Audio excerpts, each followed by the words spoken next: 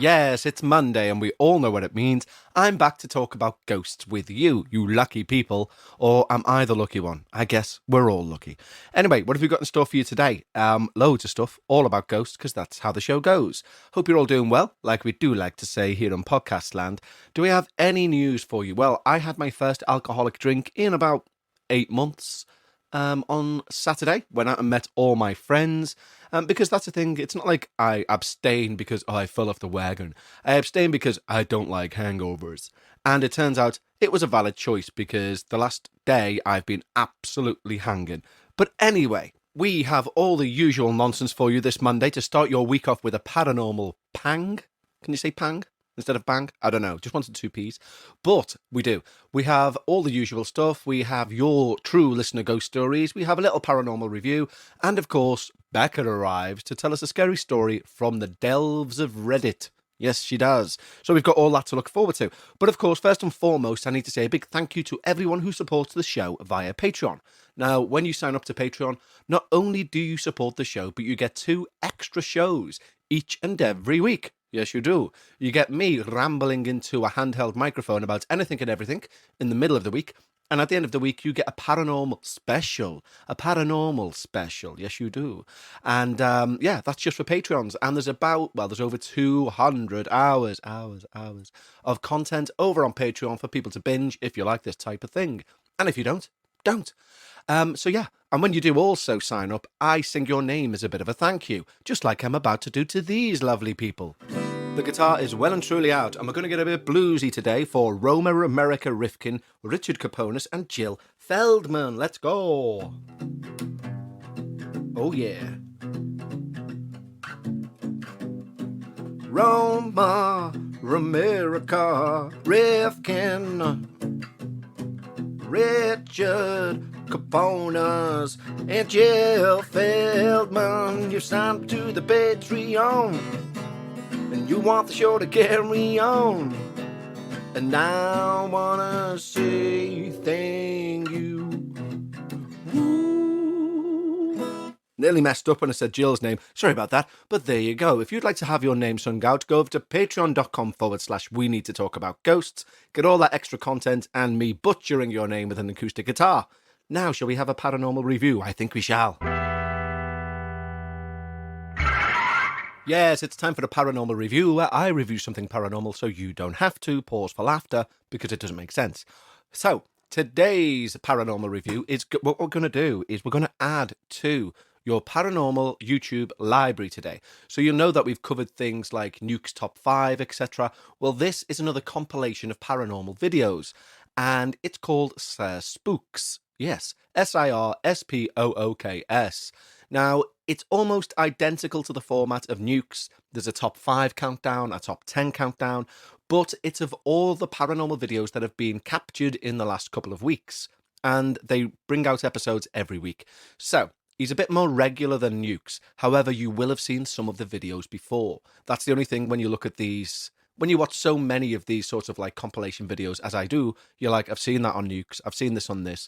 But there are some ones that you won't have seen. So if you want your, I don't know, what's the right way of saying this? I suppose if you want to make sure that you catch every paranormal video that's been caught in the last few weeks, then put Spooks into your rotation. So you should have Spooks, Frostmare, and Nuke's Top 5. And between those 3, you should be up to date with everything paranormal that's going on video camera in the world. So go check out Spooks. If you can, bookmark it in your phone. That's what I do. I have Nuke's Top 5, Spooks, Frostmare, and another one called Bizarre Bub as well. And between those 4, although they will repeat a lot of the same content, you should see everything that's being caught on tape to do with the paranormal in the last 14 days. So it's always a good shout. So go and check out Spooks on YouTube. 2 thumbs up. Yes, it's time for my favourite part of the week, where we get to talk about your true paranormal experiences, and I really, genuinely and sincerely look forward to this part of the week each and every week. So, we're going to crack right in with our first email, which comes from Holly, and she writes, "Hi Kevin, hi Holly. I've just returned from 3 weeks in Cheshire and Northern Wales, and it was truly magical." Oh, that's very nice. Now I'm back home in San Francisco, California, you lucky, lucky thing. Listening to your voice places me right back in England, you unfortunate little thing. Anyway, this is Holly's experience. For 15 years, I lived in a haunted home in this city. The first experience was the week we moved in. We had an alarm system and we'd set it before going to bed. The front door was on a delay, but several windows, including the one at the top of the stairs, was set to go off immediately if it was opened. Anyway, we were sound asleep when all of a sudden the alarm began screeching. I threw off the covers and ran down the stairs to turn off the alarm, but I didn't realise that the police would automatically be sent over. Meanwhile, as my partner and I stood huddled upstairs, we heard the distinct sound of footsteps in the house. A few minutes later, a knock on the door revealed a kind-hearted police officer. He asked if we wanted him to take a walk through the house, at which time he noticed that behind the curtain, the window at the stairs was open. Not something we'd even realised. He remarked that it must have been our cat who opened the window. We forced ourselves back to bed and hardly slept that night. Fast forward a few years later, I was home alone, on the computer in the upstairs guest bedroom. All of a sudden, I noticed the sound of traffic was getting louder. So I walked to the hall and saw that the window was open. It had an old school latch, one that needed to be turned 2 revolutions before it would release. Then the windows opened out. In brackets, 2 windows came together in the middle with the latch. I closed the window, but as I stood at the top of the stairs, I felt a huge chill up and down my spine. I called a friend who was an intuitive healer, and she told me, "Of course your house is haunted. The city is filled with hauntings." I spoke out loud to whatever spirit may have opened that window for now a second time. "You are welcome here, but I ask that you do not scare me." From then on, while I still feel there's something from time to time, it's never spooked me. Fast forward another few years, and I moved my workspace to the flat directly below the house. Over the years, I would often hear strange sounds coming from above, almost like a cat playing with a toy. I'd run upstairs only to find my cat completely asleep on the window bench on the opposite side of the house. Sometimes the sound would come from a room that the cat never went in, because we kept it closed most of the time. I finally figured it was the ghost of a former feline resident, and I began to enjoy hearing the sounds of it playing. The house is more than 100 years old, so there's no telling how many cats had lived there before mine. I live in a different yet equally old house now, and there was a young boy ghost named Joey that I helped move along. I'm fine with sharing my home and all, but I draw a line at mischief. Thanks for the podcast, Kevin and Co. They keep me company each and every week. Well, thank you very much, Holly. What a nice thing for you to say. Forgive my voice, it's gone suddenly gruffer over the last few minutes and I've no earthly idea why. But a ghost cat, eh? I wonder if we could get a ghost cat for the neighbour's cat to play with. I'm sure she'd like that. As I speak, she's looking at me as in to say, "You called?" Because we now call her the neighbour's cat. Although we have no reason to because we own the bloody house. But anyway, she will forever be the NC, so we may get her a ghost friend. Maybe. Holly, that is genuinely scary though, and you sound like some sort of intuitive yourself, as you say. So that's very interesting. If you've got any more stories, do send them in. She did actually follow up with another email that says, addendum. I do like that word. It sounds very severe, doesn't it? I have an addendum to my previous thing. And she writes, I can't believe I forgot this part about my old house. Several times over the years, I'd wake up in the middle of the night and there would be a shadow man in my room. He was never in the same spot, and I'd catch a glimpse of him and quickly shut my eyes, and it would go away. Thanks again, Holly in San Fran, CA. Oh my lord, that kind of feels like it should have been rather pertinent in the first email, I think. But that's horrific, Holly. But you seem to be dealing with it very well, do you know what I mean? Oh, there's that Shadow Man again. Close the eyes. Please go away, Mr. Shadow Man. I will, Holly. Brilliant stuff. And I do want, my life goal is to go to San Francisco because I love it. I've seen it. It is the background setting for So I Married an Axe Murderer, which is, of course, my favourite film. So one day I will get myself to San Francisco and be like, get me on a tram. That's the only thing I know. Show me some moody weather and pictures of Alcatraz. And I will pretend to be Mike Myers in the film So I Married an Axe Murderer. It looks very good though. And I like all the sort of French touches that it seems to have. Yes, I do. But anyway, moving on from San Fran, we have our next email, and it comes in from Amanda, and she writes, "Hi Kev, hi, Becca, and the neighbour's kitty, meow. My name is Amanda, and I've been binge listening and love both podcasts. Why, thank you, Amanda. I find myself anxiously waiting the next one to come out. Bless you. I do have an experience to share with you, and would love to get your thoughts on it, so here it goes. This, then, is Amanda's experience. In 2005, I was 17 and pregnant with my daughter. On April the 11th of 2005, my mother got a call late that night that her father was not doing well at all, and this was most likely the last chance my mother would have to go home to Ohio and say her goodbyes. At the time of this call, I was already almost a week and a half overdue with my daughter, and could give birth at any moment. My mother was torn. Did she go and say goodbye to her father 800 miles away, leaving her 17-year-old to potentially deliver a child alone, or does she stay and be here for her daughter during this time? It was at that moment that I reassured my mother that in the worst case scenario, she could come home and find the two of us here to welcome her back. She would not get another chance to say goodbye to her father. My mother's flight left early the next morning. On April the 12th, 2005, I was coming home from the grocery store when I was at a stoplight and noticed it had begun to snow. In brackets, this is not unheard of in the state of Maine, but not common either. At that moment, tears had instantly hit my eyes and I knew to call my mother. When I called my mother, she answered in tears that my grandfather had just took his last breath. I told my mother that she should stay as long as she was needed to stay, and that I would have my best friend come over and stay with me to help with the care of my two younger brothers, and also to have someone with me should I go into labour. I called my best friend at the time, we'll call her Sally, and Sally agreed to come and stay with me for the week. Sally took me to my checkup for the baby that day as well. We found out that my daughter was not ready to come out anytime soon. In brackets, I'm now going on 2 weeks overdue, and the doctor agreed that we were in a safe spot and that I would need to be induced, close brackets. After speaking with the doctor, we were doing just fine and able to hold off the induction until the following week so that my mother, after watching her father pass, could then watch her first granddaughter come into the world. That night, after we got the boys down to bed for the night, Sally and I were picking up the house a bit and getting ready to sit down when I noticed that the balloon I had for my baby shower was just following me around the house.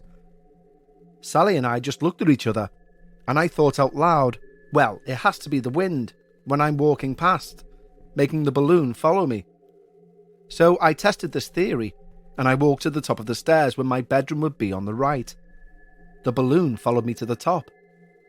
My staircase had a flat ceiling until where it met a wall that would drop down, creating a small wall where we would hang pictures, etc. I then proceeded to walk down the stairs, thinking, well, if it was floating close to the ceiling, it could not come down the stairs with me as it would be stopped by this wall. I did this not once, not twice, but 3 times, and all 3 times it flawlessly went up and down the stairs, never touching that wall. It was to mine and Sally's surprise that the balloon did in fact stay right behind me, never once touching that wall, and came all the way down the stairs behind me, and continued to follow me for the night. Naturally, we thought this was weird and slightly creepy. It had gotten rather late, and we would need to be up in the morning to get my brothers ready for school. So we put the thought to rest and got ready for bed. As I laid down and covered with my blanket, the balloon found its way to just above my head, and dropped slightly as if to get close to me. The following morning I called to touch base with my mother, but didn't tell her anything about the balloon, as I'd thought nothing of it by that point. My mother had explained that the funeral would be on Friday, and she would be coming home on the Sunday. She also told me that grandfather had a rock that he kept in the pocket of whatever pants he was wearing every day for over 14 years. You see, my grandfather had been diagnosed with cancer, and was originally given 6 months to live. He lived 14 years with cancer and this rock in his pockets. He told my mother right before his passing that he wanted her to give the rock to me, and to keep it with me during the birth of my child for good luck.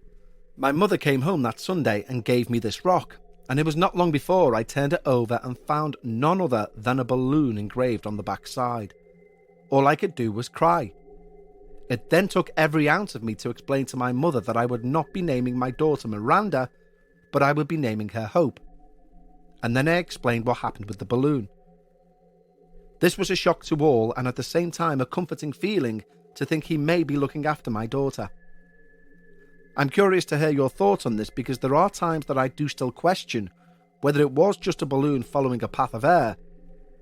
But what are the odds that it still seemed to have something behind it in the moment I saw the rock? That's all for now, and hoping all that end as well. Keep up the great podcast, and I look forward to the next. Amanda. Why, thank you, Amanda. And I'm sorry for my gravelly tone, as I say. But what could that be? I mean, yes, it could just be a stream of air that the balloon is being passed through. But you know what? I don't think it matters what it actually is. You've placed that together as a very strange occurrence that could be to do with your granddad. And you know what the important thing is? That brings you some sort of love and pleasure and joy and a nice sentiment that it's from your granddad. So you know what? That's what it is. Balls to the skeptics. I don't give a toss, because it makes you feel good. And you know what? We're on this earth for a very short amount of time. So anyone who tries to tell you that that's not your granddad playing around with that balloon, just ignore them. It is. Okay? Let's just go with that. It is. And it's a lovely thing. And I'm sure he is looking after your daughter. And why not? I tell you what, though, what a fighting man. I always love it when I've got to choose those words carefully. What I mean is, I love it when I hear that someone's been diagnosed with cancer and have been given a very short amount of time to live. But then you hear a fascinating story of they were given 4 weeks to live, and 12 years later, they're saying, fuck you, death. I love those stories. I mean, you obviously need to hear that sentence in full, because you just don't want to hear, I always love it when I hear someone's got cancer. Because we're like, Kev, what are you doing? What are you doing, Kev? I've got a stone. I'm going to throw it at your head. No, I like these, fighting the odds, defeating the odds. Anyone who puts two fingers up to death and just marches on. No, not doing it. Can't catch me. I love them stories. So thank you, Amanda, for sending that story in. That's very touching. And I don't normally do touching stories, but that one was very good. So thank you. And yeah, as I say, completely believe you. Just make sure that your daughter looks after that rock. I was talking to Becca about this the other day, that how the importance of some sentimental items might get lost down the generations. Do you know what I mean?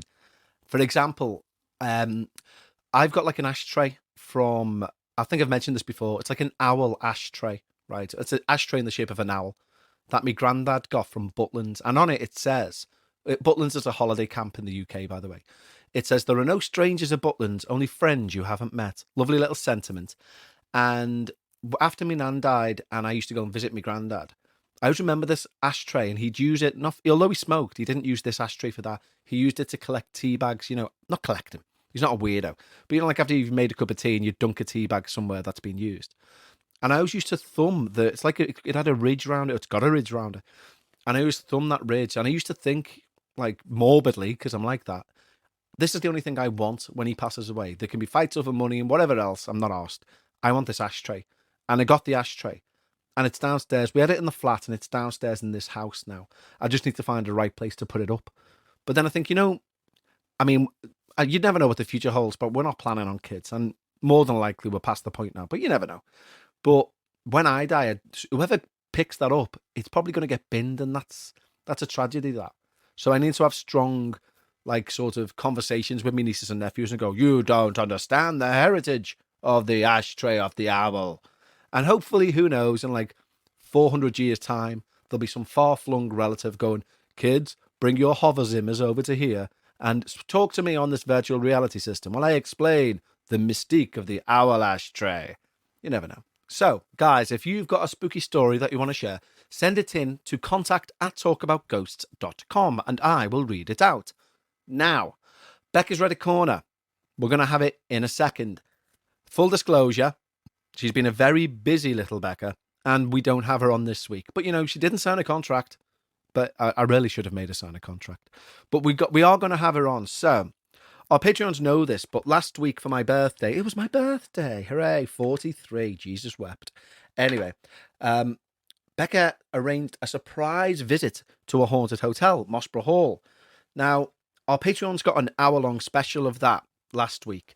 And what I'm going to share just as part of Reddit Corner, just for about 10 minutes, is 10 minutes of that audio, of that hour-long audio, because we went to see a psychic or a clairvoyant who was doing a show that night, and we had mixed opinions on it. And I'm going to share a little snippet of that as part of Reddit Corner with Becca this week. Because, we both have some valid points in there. We were a little bit drunk, I'll be honest, because I don't normally drink, but I did have one or two drinks that night for the first time in like 8 months.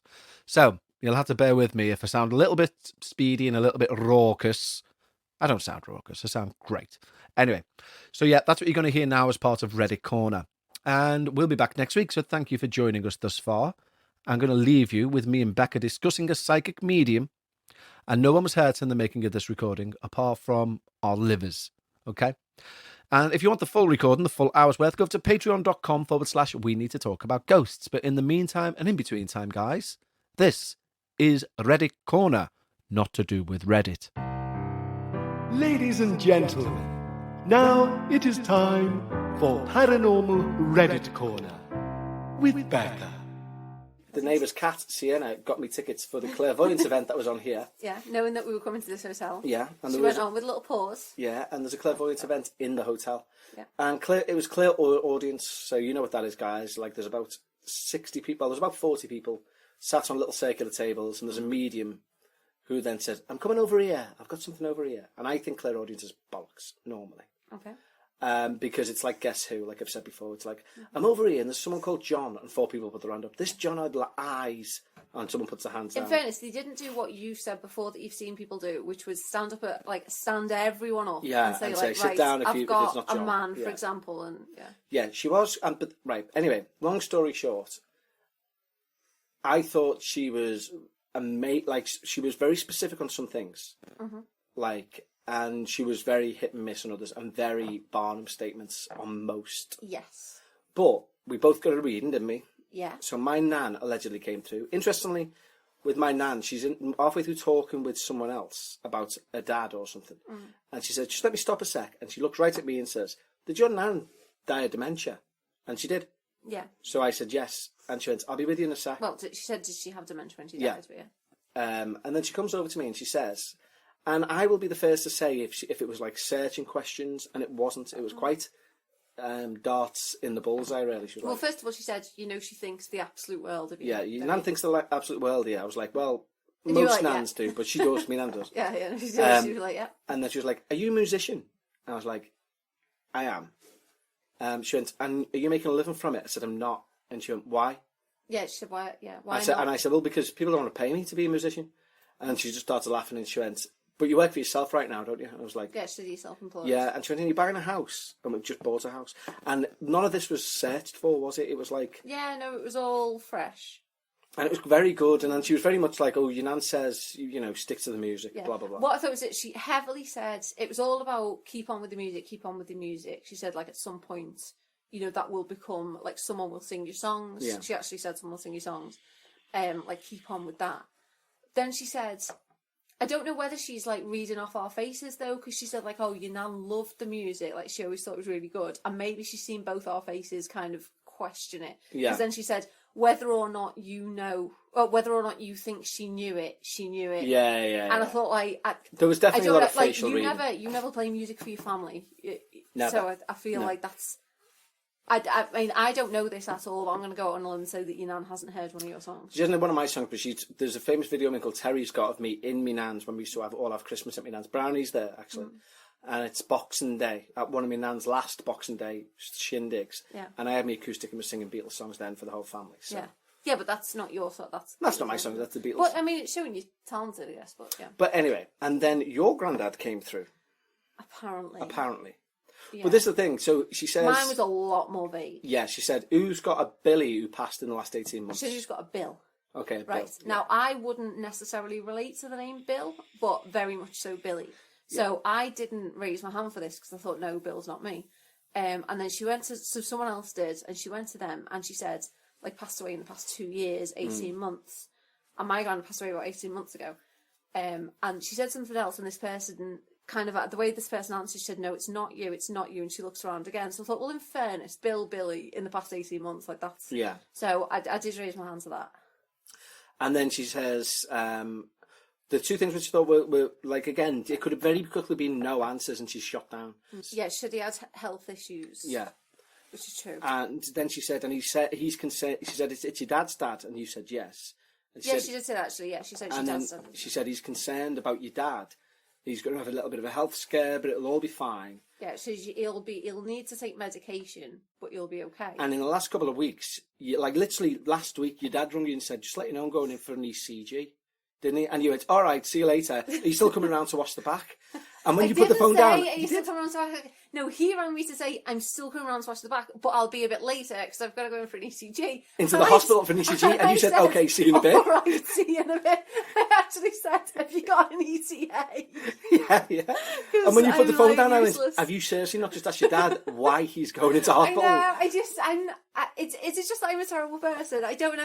You just haven't got that common sense It's almost like, aspect. you know, like you don't know what you don't know. It's not like I don't mean to be callous. It just doesn't get Yeah, to me. and you were like, what do you mean? I went, ring your dad back right now. No, you were like, seriously, and I was like, all right, and we walked for a couple of seconds, and I was like, shall I ring him back? And you were like, yes! Yeah, exactly. Like, Yeah. okay. Ring him back and ask him why he's going in hospital to have a check on his heart.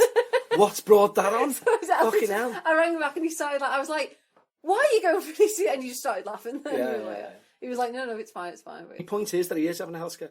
He's not having a health scare at all. Well, he's not And wanting to just pop in for an fine. ECG, is No, he? but also, right, equally, like, demographic-wise, looking at me, I'm clearly 30s, yeah? I mean, maybe late 20s. Wow. Occasionally 17, if you want to ask the last guy who ID'd me, which was only 2 weeks ago. And also, just to say, I said, well, I'm 43 today. She went, how old are you, love? I went, I'm 43 today. No mention of a happy birthday, and no one acted surprised. Yeah, I know enough about that. I forgot what I was going to say. He's not the sort of person to just randomly go for an ECG. Yeah, no, sorry, yeah. So, looking at, like, my demographic, like, my age, right? Yeah, so I'm, 30s, which would suggest, then, that a parent of mine is, like, 50s, 60s. Kind of course, there are going to be health things on the horizon. You know, she was saying nothing serious, but, like, he'll start needing to take medication, but it'll be fine. I mean, how many people in the 60s don't take medication? Yeah, true. Like, of some form, True. you know. The opener that I didn't like, it was just very, very early on, where she said to this guy, sir, you at the back, have you lost your father? And he said yes. Now, in fairness, this guy's like 60s, Yeah. so again, an easy guess, I think. And he says yes. And she says, is it recent? And he said no. And she said, but it feels recent, doesn't it? In that it still feels right, and you still miss them. Yeah, and he who's said, yeah, answering no. no to that? Who's going to say no? Literally, no matter how long it's been about a parent, who's going to say like, no, I'm over it. You know Yeah, what I no, mean? there was loads of Barnum statements in there. Loads of Barnum statements. But then, like, we were just talking to a couple who also went, we were in the bar for a bit then in the hotel. Yeah. And they were like, what did you think of it? And now this woman, who was one of the two people we were talking to, she had lost her mother, and like in the last 18 months, or last 12 months even. And to be, in fairness to the psychic lady, she went, who's Barbara? Oh, no, who's Brenda? Brenda, yeah. And she went, that's me mother. Yeah, she was talking about, she was getting a guy first, wasn't she? It turned out it was this lady's partner who sadly died. And it wasn't a B name, it wasn't yeah, a... It but wasn't then a... as she's talking to her, she straight away went, and who's Brenda? And this is the thing, she done it with another woman where she went, she said, sorry, your dad's being, like, saying that... That's it, the woman said, has he met me, as my dad met me mum? And she went, I don't know, love, he's just talking to me, I can't ask any questions at the minute. And then she went, who's Pat? And she went, that's me mum. And she went, oh yeah, then he's met her. Yeah, there was one of them, where someone said, has my dad met me mum? And she said, was there a long time between them passing? And she said, like, yeah, like we'd already established the mum had passed last summer. And she said, yeah, my dad passed like 20 years ago or 30 years ago or something. And she said, yes, they have found each other. You can tell there was a distance between, but he did wait for her. Yeah, but at the same time, I think her question of, has my dad found my mum, that implies length between deaths. Didn't she say, is my dad there, though? No, she said found. Did she? Yeah. But this is what I was going to say and what I said to the two ladies downstairs. This medium that we've seen tonight, I thought when she got something right, that was genuine. Sorry, that's a lie. When she was sharp on her answers, that was genuine. So when she was like to this woman, who's Brenda? Or when she's literally talking to someone else and she went to me, did your nan die of dementia? or have dementia before she passed. Yeah. You know, these were things which were like, she was caught almost unaware. And I think that was a kind of a genuine, sincere, something whisper in her ear.